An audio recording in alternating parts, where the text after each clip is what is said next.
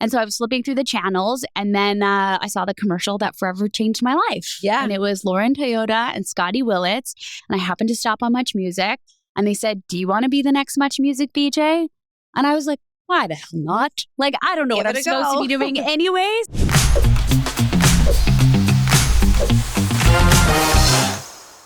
Thank you for taking the time and joining us on Casie Creators, Chloe. I'm so stoked. I have been seeing the people you've had on. I'm like, oh shit, I've got some big shoes to fill.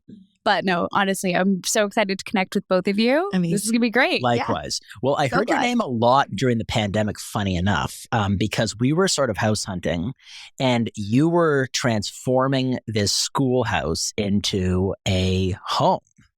And Talia was raving about this whole process, and we were like, "Look, people!" It was when people were talking about moving up north. Yeah, I was like, "Move up northers." So, where did this idea come from? And tell us about the process that you went through. Oh my gosh! First of all, I just want to say, Casie, I know that you were part of the mass exodus, and you were doing your cold exposure. And I was like, "She's living the dream. She's living out of the city, within nature, while the world is crumbling." And you were one of the many people that were like, "Oh, we need to get out of this city more." The city was a bit of a challenging place during the pandemic. My partner, Ben, and I have always had we've always had many, many dreams. The bucket list is long, but one of them was to convert a really unique business and to turn it into an Airbnb. So find a really, really awesome property that just spoke to us on like a granular level and put our spin on it. Yeah. And we spoke to the bank, and we may or may not have said that we were also considering leaving the city to rent our downtown apartment. And the bank loves when you live on a street like King West. And they're like, "Yeah, sure, we'll give you another mortgage if you guys are going to rent out your loft on King Street West." And so here you go. This is what you can play with. And so we're like, oh gosh, this feels almost too good to be true, but let's jump on it. Wow. Like, what an amazing opportunity that the bank is trusting us with this. Yeah. We're not sure we should be trusted with this. And then we started the search. At first, we were kind of hoping for a converted church. We love stained glass windows and the A-frame and just this idea of a space being used one way and then being given a new life, but very hard to find in Ontario, and usually they're right off a highway. Have you seen it's not going to work. His church? Mm-hmm. No. Oh, I'm going to show you something really cool. Photography. No, they're amazing. Like you can do so much with the space. It just like speaks volumes. And then finally, we found this house in Kawartha Lakes, and it just had a unique vibe to it. Immediately, you were drawn. And so we booked a showing. We're like, let's go. Maybe this will be our house. At this point, we'd seen so many.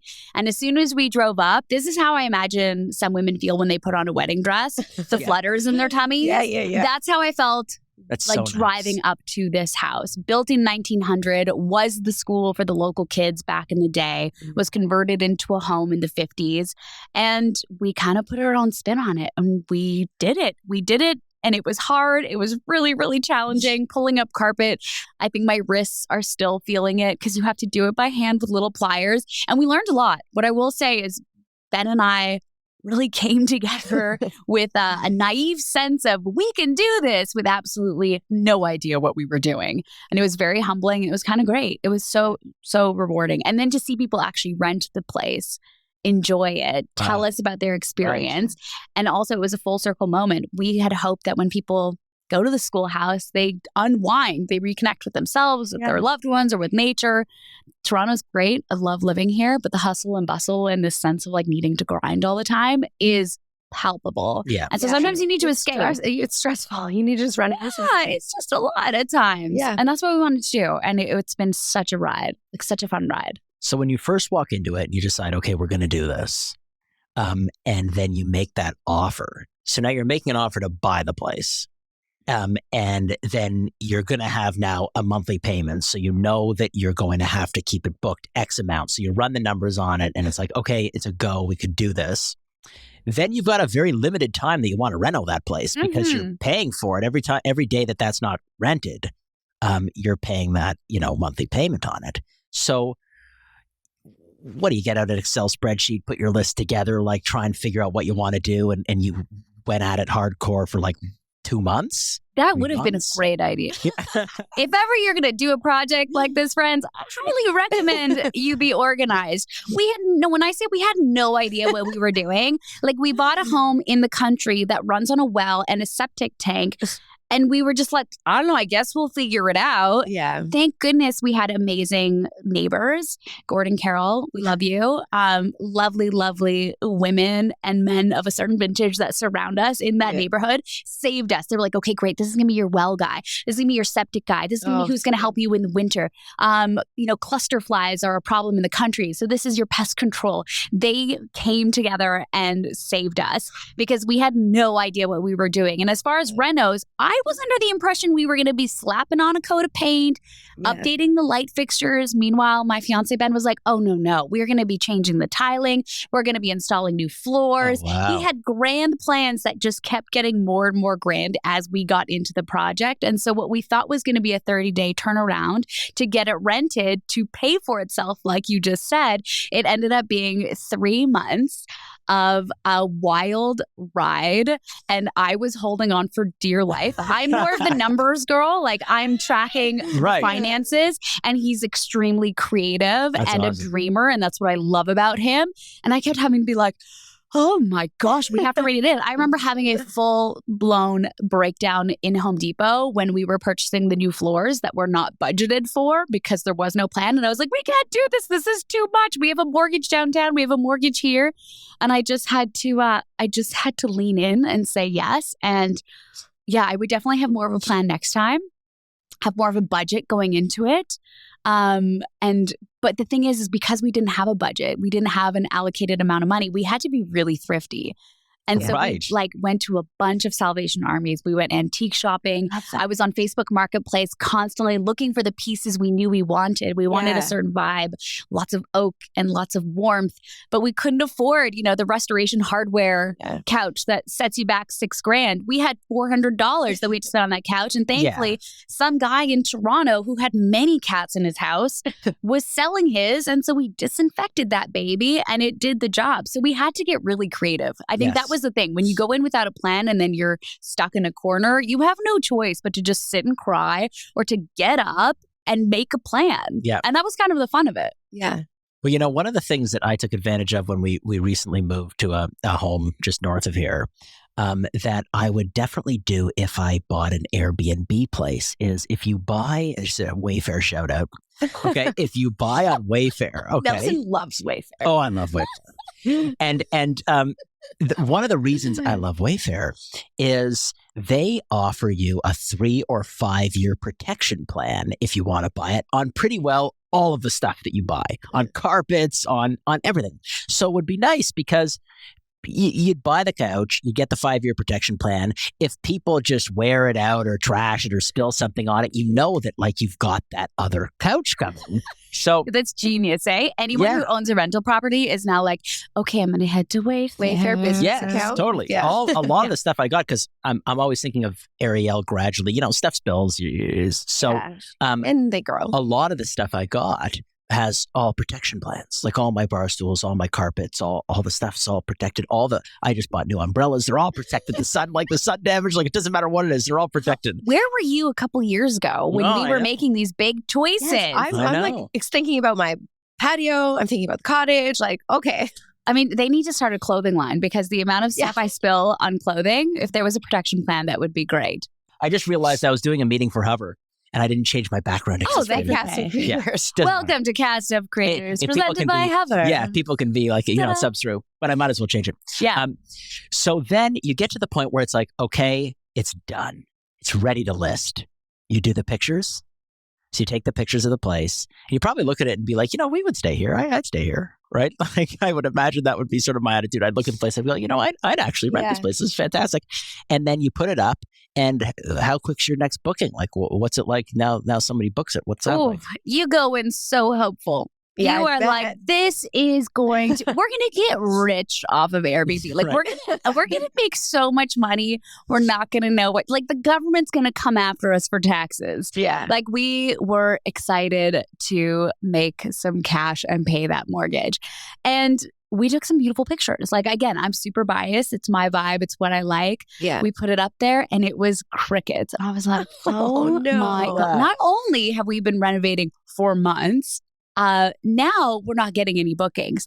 So we kind of had to hack the Airbnb algorithm. Yeah. And we had a bunch of friends and family book it, but we did it at a discount for like $1. It didn't actually stay there. Right. But we had them book. We gave them a discount. So the total cost was $1. Mhm. And then we had them write reviews. Yeah. Because we had to get the algorithm to recognize us as an established place that, was decent to their guests. And once we hacked their algorithm, then we really started to see bookings. Amazing. And then, we use the power of social media. Yeah. There was a great account. I'd have to look it up and give it to you afterwards. But basically, it was, now there's so many of them, but early days in the pandemic, there were services where people would go stay at your cottage for free, of course. Yeah. They would post it on their page and they would host a giveaway. And by hosting a giveaway, people would end up following your Instagram page, following their Instagram page. So it was very much a win-win. Plus, there was a money transaction and somebody got a free stay. And so that actually helped create a lot of hype for the schoolhouse. And from then on, we were fully booked. Like early days of the pandemic were tough, but thankfully we were able to travel locally once it was deemed safe to do so. And that's when the local Airbnb market really took off. Wow, amazing. Yeah, but where it got a little bit tricky, because it's not all sunshine and rainbows, is, we're recording this April of 2023. We're in a bit of a recession. Yeah. And so people who are fortunate and privileged enough to still be able to travel are booking those plane tickets and they're traveling abroad. Right. But a lot of people who may be traveling locally is their getaway. Those are the people that are kind of getting hit hard right now with the recession. Yeah. So the local Airbnb market, while it was thriving, is actually hitting a bit of a lull. And so that's also been, quite humbling, because we were like, oh, we thought we had this killer Airbnb and now we're having to supplement the mortgage now and then. But it'll all come around. I think we're just kind of going through a collective tough time financially right now. And when people are ready to go out and to escape, the schoolhouse will always be there for them. So what are the levers that you could pull, though, could you decide to get a long-term tenant at just sort of the mortgage rate and get somebody to cover that if you wanted through a market like this? Possibly, but Airbnb? Selfishly, we love to go up there. Right. That's what I was going to so say. while, yes, it's a business, really, it's like a business that funds our family getaways. Mhm. Yeah. My family lives in Ottawa. Ben's family lives in Aurelia in a beautiful little home, but it's really? quite I know small. Aurelia well. Yeah, they don't have an extra bedroom for us to stay there. My mom lives in a tiny townhouse in Ottawa. So sometimes it does make it a little hard to get people together. And so the schoolhouse has been this home base for people to come together. And just for Ben and I as well to escape and just take a break from the city. Fantastic. So it's kind of selfish, but I don't want long-term tenants. How many people can stay there? So it's... I'm giving details. Because I remember during the pandemic when friends were staying, but I was like, I've always wanted to stay there. It just hasn't worked out for me. It didn't work out then. But how many people can stay? So it's a quaint house, which was also really important for us. So it's a 2-bed, 2-bath home. There's a pull-out, and we always have an air mattress if ever people are down to get campy with it. Yeah. But we actually wanted a home that didn't have more than 2 to 3 bedrooms because we didn't want the party Airbnb crowd. Yeah. My friends and I, many moons ago, would definitely be those people to rent out Airbnbs, host big parties, leave them less than desirable. Yeah. And we definitely didn't want to tap that crowd. So we're like, you know what? We're going to make this a slightly more elevated cost. We're going to keep it a small kind of bedroom count and really tap into couple friends or young families. And there's a sauna. And there's a cedar barrel sauna, which is my absolute favorite. And there's a cold tub, but you have to be a friend to use the cold tub because it's in the shed, tucked away. And it has to be someone we trust because you have to fill it up, dump it safely. If it was me, you'd be like, 100%. Anyone who hits me up and they're like, can we use a cold tub? I'm like, of course you can. Yeah. A sauna and a cold tub was an absolute must. I would just like to go there by myself, actually. 100%. I just want to run away there by myself for a little bit. It's so dreamy to me, just being out there in the woods. Yeah. Going in the cold, going in the sauna. What more could you want? Is it booked this weekend?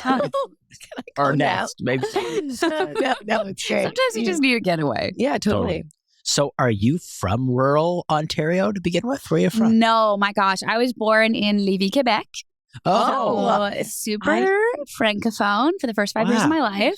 Do you speak fluent French? Oh, it's been a very, very long time. I didn't. I was raised in a French household till the age of 5. And then when my parents split. Then I started moving around quite a lot. Spent some time in Quebec, then Montreal, then we lived in Seattle, came back to Hudson, which is like a super small town outside Montreal. That was like my home base for a long time. Then moved downtown Montreal for university, and now I've been in Toronto 10 years. Oh. Okay, so you went to high school in Hudson. Yes. Do you know Hudson? No. Okay, guys, Hudson, Quebec, teeny tiny town. It's really developed now. Like when I grew up there were no streetlights. So when I had to learn how to drive, I had to go to like the next town to practice what it would be like to drive through a light, and not just one of those like flashing ones that tells everyone to stop because it's a 4-way stop sign. How many people went to your high school? I mean, at the time, it felt like a big high school because, you're a kid and it's all you know. Right. But honestly, I have no idea. Like, I'd have to Google it. Now when I drive past, it's tiny. I'm like, this is a very small building. Like, it's like a 3-story building. Yeah.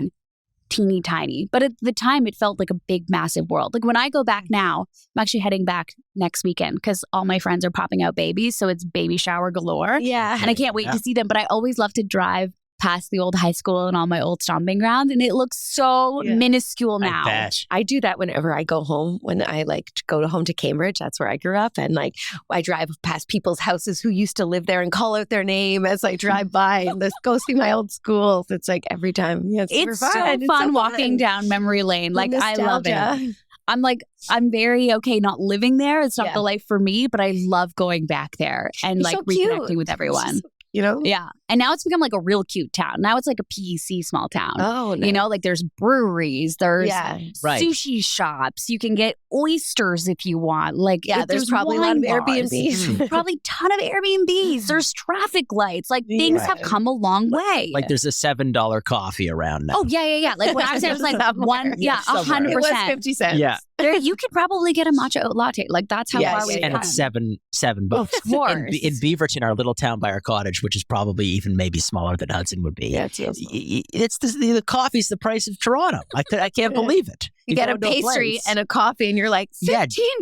Yeah, and the pandemic's been amazing for Beaverton. The place is completely transformed. But we've got 2 really trendy spots. One trendier than the other. Good coffee, amazing pastries. You haven't been to any? No, I haven't been. This summer I'm going. But the coffee, you go in there.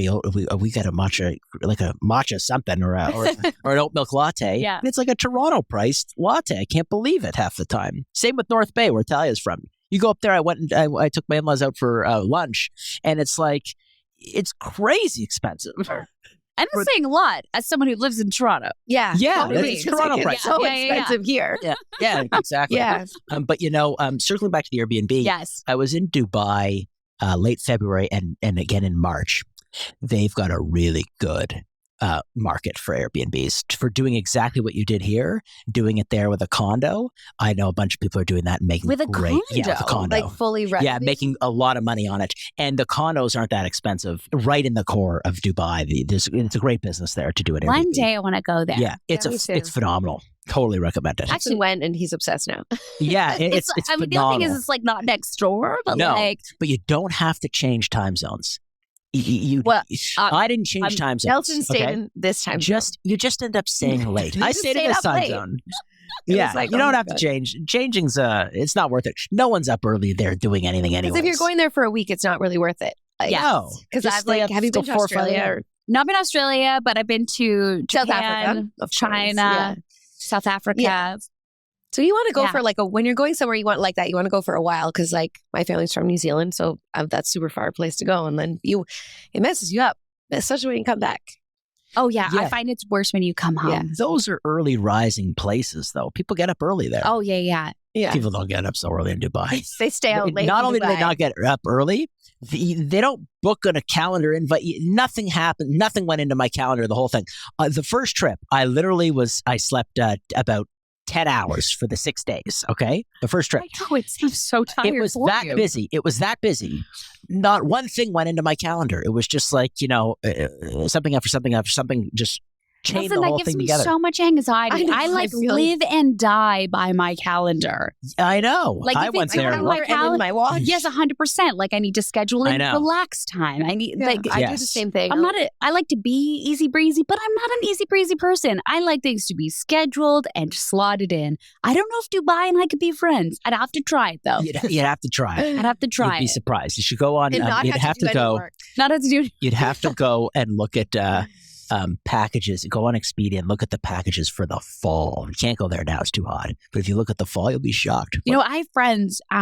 Like 7 years ago, they were like, "Oh, we'll go spend 1 year in Dubai." Yeah, Mhm. They have not come back. I bet. No, They have fallen in love. they fell. They're Yeah, so 100%. happy out there. Yeah, I met some people who were like that who are from Toronto. Yeah. and they've this exact same thing happened to them. And now, pardon? I'm gonna go. Yeah, no. Now, you go there, and I hear that this is in the last like couple years.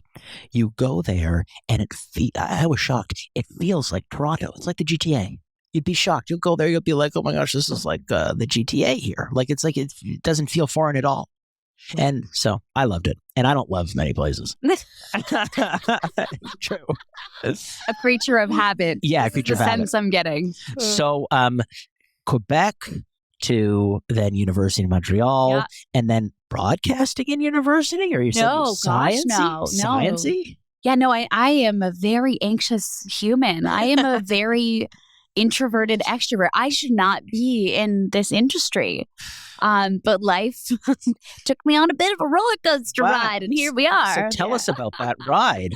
Yeah, ever since I was a kid, I was obsessed with science. Yeah. Like I was that kid. I was a weird child, but I would bring, I would bring my tadpoles to school because I was obsessed with tadpoles turning into frogs, and they were Mhm. my best Love it. buds, and they came Wow. everywhere with me. And I was always fascinated by sciences, and so naturally, I was like, well, I guess I'll become a doctor. You know, like I want to be a doctor without borders and travel the world and make the world a better place.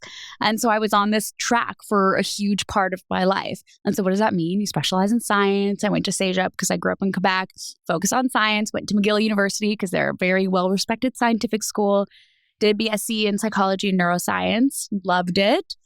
And then- Psychology and neuroscience. I know. Well, a Wow. major and a minor, you know. Yeah, no. Oh, that's no big deal. I'm just thinking When I all learned the- this about you, I I'm was just like, thinking all the shit. credits and all the stuff. Trust me, it like Yeah. all the cool knowledge in my brain has since melted because of all the entertainment knowledge I have. So Yeah. somewhere in there, I can tell you a lot about neurons and synapses, but I have to think really, really hard. And And if then I ask you about a celebrity, I got you.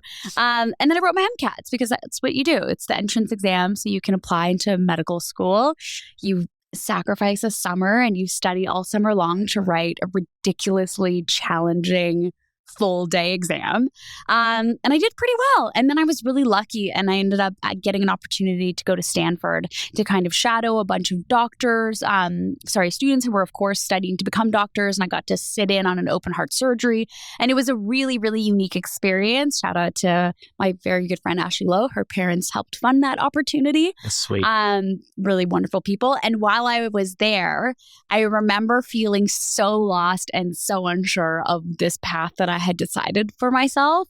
It was weird. I just checked in for the first time with myself since being such a type A person and being like, this is what I'm going to do. I'm never going to take my eyes off the prize. And for whatever reason, after being in this open heart surgery, which was the most amazing, beautiful thing I've ever seen in my life, I was like, shit. I don't know why, but like this doesn't feel right anymore. And I think I had been romanticizing this idea of being a physician. And then the people that I had been following and shadowing, my gosh, it's hard work. Like they are nonstop all the time. And what I realized in that moment was I really craved the connection of that human interaction. That's what I had been hoping and longing for. So in the moment I was like, I guess maybe I don't become a doctor and apply to med school. And instead I'll like go into nursing and I'll become a nurse practitioner and I'll open up my own clinic. And that's how I'll still help people, but I'll like really get to know my patients. So from one degree, I went straight into nursing. Really? Yeah. Wow. And meanwhile, in addition to that, I was in my early 20s. So I was partying a lot. Heavy into the dubstep EDM scene of the time. So not a lot of sleep. I was also working multiple jobs to pay my rent and my way through school.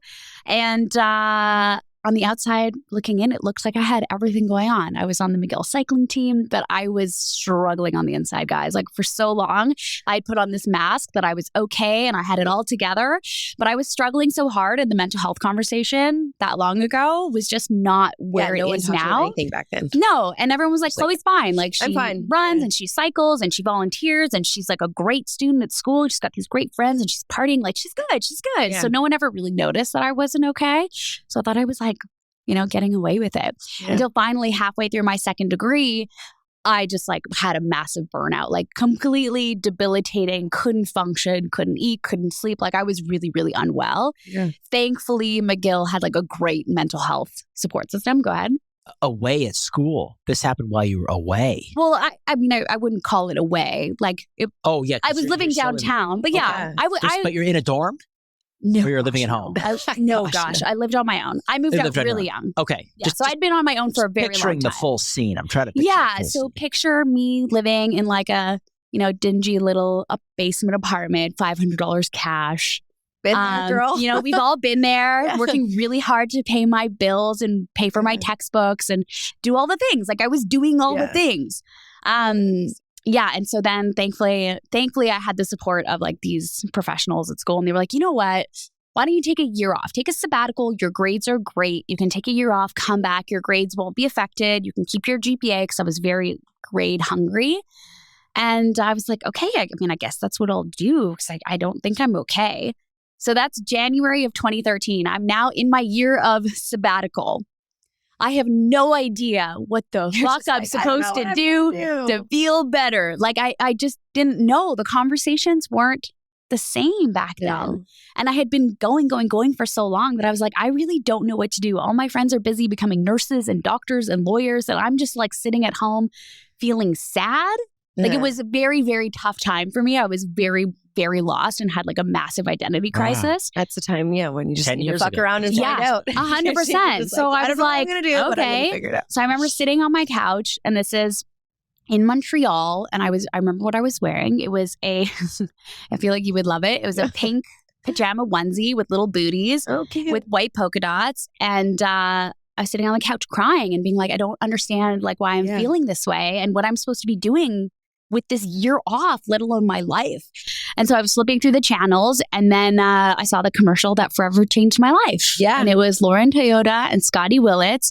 And I happened to stop on MuchMusic, and they said, do you want to be the next MuchMusic VJ?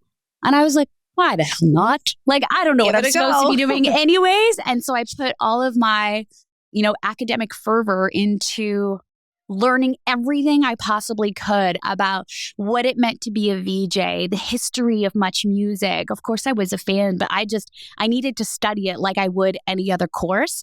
And so I entered into the reality show. And I was like, hey, I'm a science student, but I really love music. And, I'd love to be on the reality show. And you film an audition tape. And somehow I kept making it past like the different rounds. And they were like, okay, great. So you're going to be on the show. We're going to fly you to Vancouver, and you're going to be on the show. We're going to travel across the country.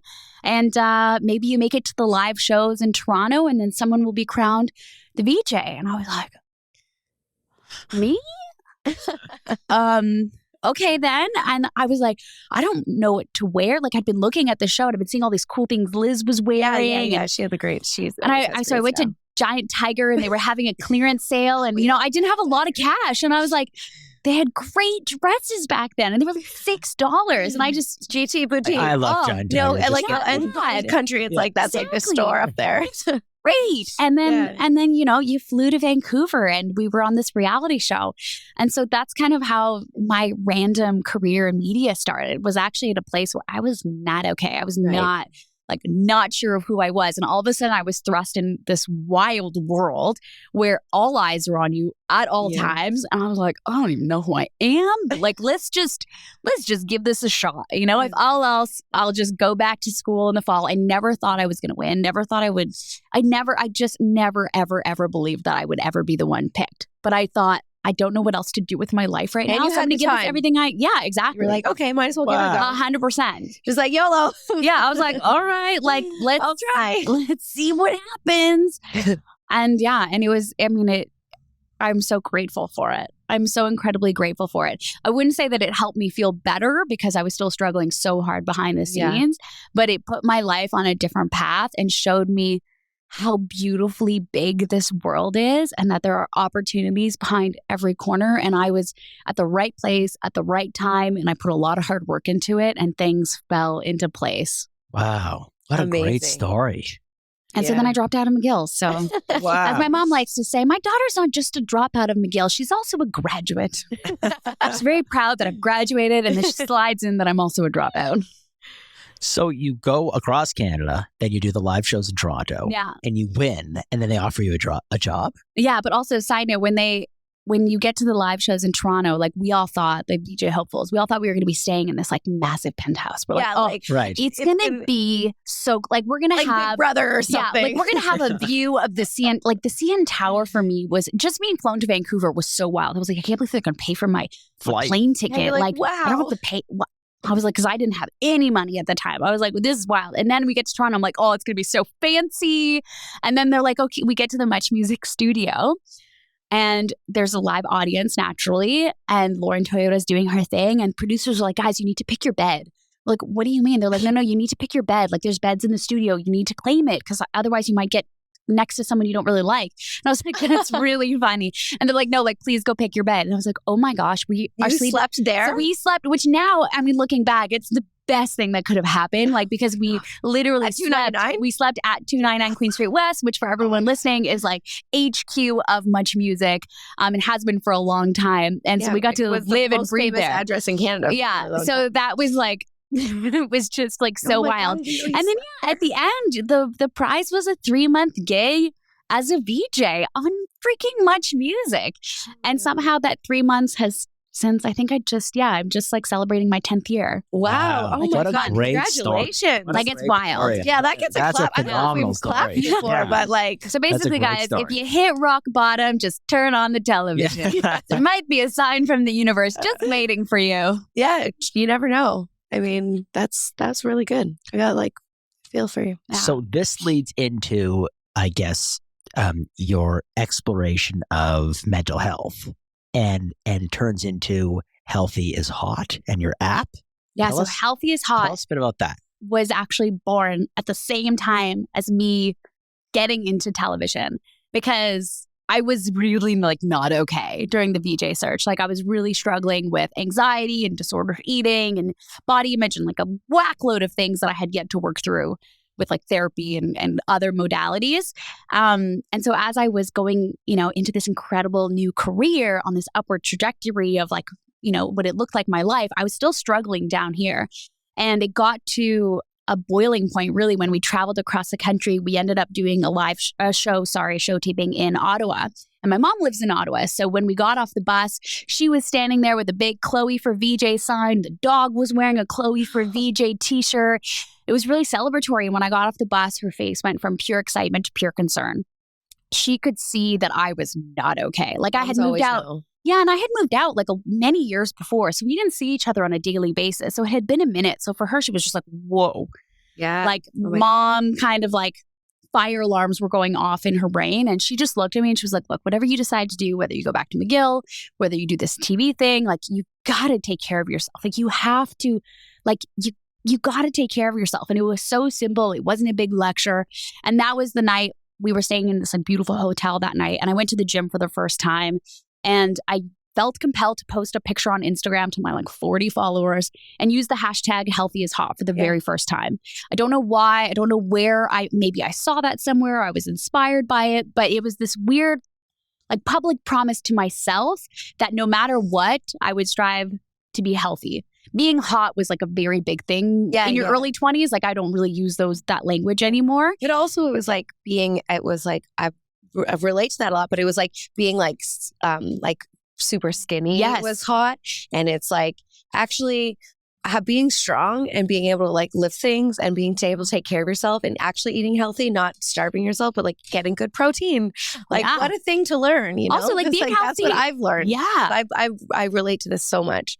Those are the years where it was those super skinny girls and that super skinny stylist. Wasn't Yeah, that those was the like years? 2013. What years were Yeah. those? Yeah. It was. We didn't see a lot of That was when Nicole diversity, Richie was running on the beach and she was Yeah. super skinny. Yeah. And Yeah, look, like I health remember comes in all shapes and sizes. There are Yeah, lots it's of people fine. that happen to be Yeah. very, very thin, and that's That healthy can for be healthy. them. Yeah. And there are people that have like beautiful curves, and that's healthy for them. And like health for a long time looked a certain way in the media. And I think thankfully that's changed.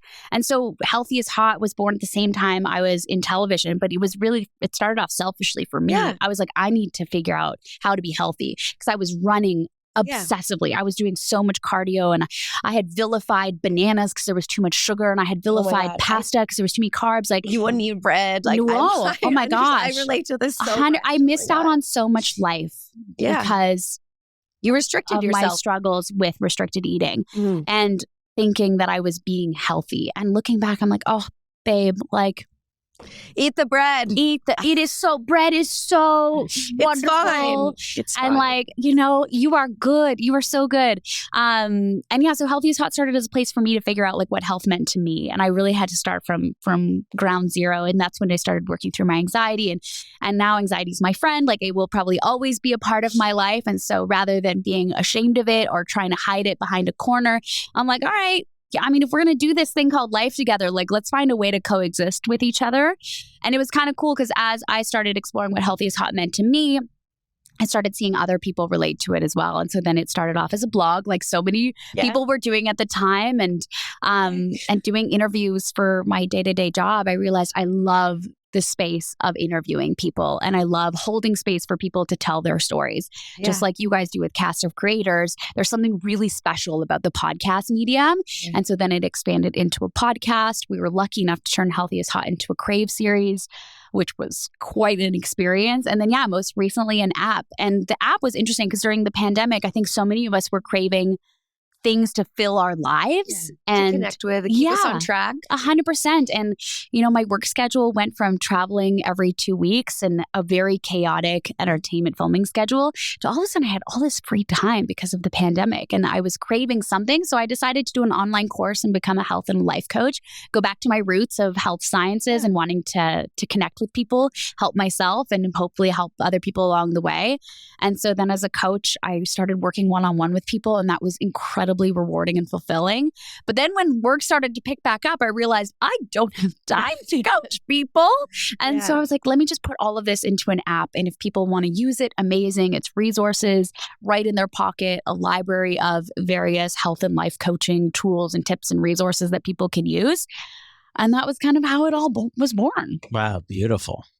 That's fantastic. That's great. I love this Healthy is Hot movement so much. I'm here for it. Guys, everyone can just come be a part of the HIH family. Yeah. Just in the App Store? Oh, yeah, the app. In the Sorry, App yes. Store? But you can just be part of the Android. HIH family wherever you want. But Totally. wherever you find your apps, you can find Healthy is Hot. Okay. Beautiful. Awesome. I know, sorry. What a You're like, great can you achievement. please plug where people get it? I'm like, oh, Don't right. worry. I'll link right. it in the show notes. Yeah, it's I'm like the worst business person ever, guys. No, I think No, if someone definitely is, not. finding a life coach can be maybe a challenging thing, or finding the right person. And I've been through a bunch of, the stuff in your app. And I think if someone's looking for a great coach, the way that you talk about things that you've been through, it's you can really relate to it, and it's honest and it's positive. And yeah, I think it's great. I appreciate really it. I also think working with a coach one-on-one, is so powerful. He's so I accountable. think if it is within your budget and your means and you find someone you relate to, I really think working one-on-one with a coach can be so, so powerful. But the app I wanted to create for people that maybe that wasn't within their financial means, and maybe they wanted to just dip their toes into what it meant to work with a coach, just so almost as an introductory, definitely not to replace what it is to work one-on-one with a coach, but just to at least learn a little bit about gratitude and water intake and thoughtfulness and mindfulness and moving your body and, dealing with food. So anyways, you were one of the first ones to hop on. I was like, guys, just come on for a month and then cancel. I just want people to experience it and just start getting curious about what health means to them and how they show up for themselves every day, or maybe how they aren't showing up for themselves. Yeah, that's wonderful. It's great. I'll check it out. Say, check it Hey, out. that's terrifying because Yeah. you're like a builder of things. Yeah. I'd love to You're going to be like, this is very faulty. I know. I'm just kidding. No. I think you'll love it. I think you'll love User it. interface. bet I I would will. compliment that as someone who's been working with Nelson and Hubbard. It's very clean and it's great. I bet it's great. Yeah, it's and really good. so when did you start the cold dipping? Oh, I'm so glad I love cold exposure I love so cold much. dip. And I know you love the haven't cold had anyone exposure. else on yet who's like a cold dip buddy. Oh, yeah. And I was like, yeah, Chloe. I mean, the only time we really hang out is dunking ourselves in cold ass freezing water. Those are some of my Yeah. favorite moments I with know, me people. too. So I see like there's a select group of people that I often only will ever see in At cold cold exposure. dips. And like there's such special moments that They're also positive Yeah. and just like feeling good. Like I just get so energized. I'm you get hyped up right now. Just like I'm there. I'm like, I'm going home to go in my cold tub. Yeah, I mean, I don't know how you got into cold exposure, but again, I hate that I keep talking about the pandemic, but that's really when I got into it. That was what People were baking sourdough bread to feel better. People were tie-dyeing sweatsuits to feel better. I was trying to do absolutely everything within my toolbox to feel better. My anxiety was really out of control Yeah. at a certain point. It was really affecting my quality of life and nothing was working.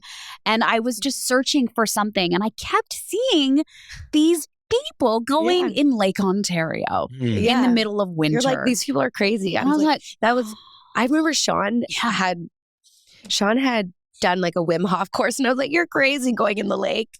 And then breathe in, breathe I out. was- Breathe yeah. in, breathe out, like a wave. in, fully out, and when he first did it, I was like, you're crazy. And then I did. And I was like, I feel like I'm like high off this. Like I just felt so like nothing else. And when we were up at the cottage, it was like, oh, well, I guess I'm just going to be a cold dipper. Because if you did that, if you start your day with a cold dip, that's going to be most likely the hardest thing you're going to face that day. You'd You hope. can get through that. You can get through anything else. Oh, yeah, 100%. And it's like anxiety, fuck you, man. I'm going to dump myself in cold water in my mind and like my breathing. I'm going to overtake any challenge I have that day. Yeah, I wish I could sit here and say my first experience was beautiful. It was so rough. It It hurts every It time. was so rough. I swore always the whole hurts. time. There was these like amazing experienced dippers also there. I was there with Lisa from Unbounded, and there was a crew, and they were so calm and present. And I'm there, and I'm like, "Fuck this shit! This is the fucking worst. My feet are on fire." It was like the least graceful thing I've ever done in my life. But what I will say, what like had me going back, is that for that, I was probably in there for like 40 seconds. Yeah, but that's For that like 40 seconds, my brain didn't think about anything. all of those thoughts that had become ruminating thoughts. And for like a minute, I was able to almost like have a record scratch. When you're listening to a vinyl and it scratches it, it's really jarring. Yeah. That's what the cold exposure did to some of my thought patterns that I felt stuck in. And because of that, I was able to recalibrate a lot of my thought patterns. So that was the first thing where I was like, whoa, I finally feel different. And I just wanted to feel different. And then as I started to explore my like cold exposure practice, I was obsessed with the scientific research, obsessed with like the physical benefits, the mental health benefits, how it affects your sleep and your decision abilities, and it was just incredible the way that it allowed you to show up with so much more grit and resiliency in the rest of your day. And that's what kept me going back for a little while. And then I got really obsessed with the people who do cold exposure. And I was like, there's a bunch of weirdos here. And I think these are my weirdos. Yeah, I think you're I like- love them. They're getting up before the sun comes up in the middle of winter to go to a lake. And then we like hang out and then we go and we all have like great scream days. around a fire maybe or Yeah. something. Like it's a little bit like a cult, but I am very proud to be part of the cult. Like I have drank the Kool-Aid and it is Yeah. great. It's so fun. I'm obsessed. Nelson, have you done it? Yeah, well, I've got a bit of a question about it, okay? So people will go and buy these, $1,000 tubs, okay? 100%. Yeah. Why can't you just use your own tub with You don't- ice? You do it. You can do could. that. I've done that. Then, You just get a bunch of ice, put it in your tub. right. Yeah, So then, you can- aren't you doing the same thing outside? You're trying to you still have to put ice in it, right? Like, why would keep I mine buy outside in the winter and I don't Well, put the ice winter's- in it. yeah. But in the summer, I just put ice in it. But I have Right. like a But why would I buy Stock a tank. cold plunge tub when I've got a tub? just And have a I cold could shower. use it. I mean, right? I don't think there's a right way or a wrong Yeah, way Right. to So I cold it. could just You could fill my just do tub it in- with yeah. cold water Yeah. Yeah. and do it there. I'm 100%. definitely throwing some ice for sure. Yes, Yeah. throw in some ice. But like this Okay. is my thing. So what temperature are you going in at? I just want to say one thing before we move on. Yeah. Do not mess with my shower or bathtub space. My No, shower that's- bathtub space is my happy place. It I'm is with my you. warm and cozy place. So for that reason, I would be one of those people that would have a DIY tub or who would spend the thousands of dollars, because I also really love dipping outside. I think there's something really cool about doing something so extreme and like either being rained on or being snowed on or having the sun on your face or hearing the birds. Like for me, that's what I love. But again, I don't think there's a right way or a wrong way to do it. Okay, so there's no actual technical reason why you couldn't just use a tub. No, it's a money making thing, and I'm probably going to spend the thousands. Well, I got my stock tank. I bought a stock tank from the farming store that was $250, and it has a valve. You can take the water out. I use my hose on my roof. I fill it up, throw some ice in there if I need to. Like, it's fine. Okay. It was $250 in the middle of the pandemic. I don't think it was that it was a little bit more expensive, I think. Farming stuff and rural things like that got really things went right up. And as far as like temperature wise, I mean, look, I like to pretend I'm a scientist. I'm definitely not a scientist, but I think you start to feel benefits like anywhere. Like 7's probably warm for people who are experienced, but you can experience benefits around like 7 and below. You would just maybe want to stay a bit longer. Yeah. Like I just went to Veta, the Nordic spa, and their cold tub was like 7 degrees. And I was in there for like over 10 minutes. I was like, this is balmy. I had the sun on my face and I loved it. And other people were like, I'm like, it's okay. I was the guide, just control your breathing. But you can go I've cut an ice hole in the lake with a chainsaw and gone in. And that's like probably 2. Yeah, no, it's like 0. Yeah, like if it's slushy on the top, you're like hovering just above 0. Yeah, because the water wants to freeze. But yeah, I mean, I'm scientist. Sure. Yeah, guys, basically just call me Dr. Wilde. come. That'd be great, actually. Yeah, get arrested so quick. Dr. Wilde. Well, Dr. Wilde, thank you for joining us. Oh, guys. Anytime. No, this was great. You guys are amazing. I love what you guys are doing. Love the conversations you're having. Thank you. The spaces you're like allowing people to like play in, and the fact that I got to be a part of it just fills my heart with so much joy. Well, thank you. That's very kind. Thank you. It's awesome that you're here with us. Also, Nelson, you're doing a cold dip with us next year. No problem. Okay? No Cast problem. of creators, audience, you have heard it right here. Okay, no problem. Sounds good. I'm in.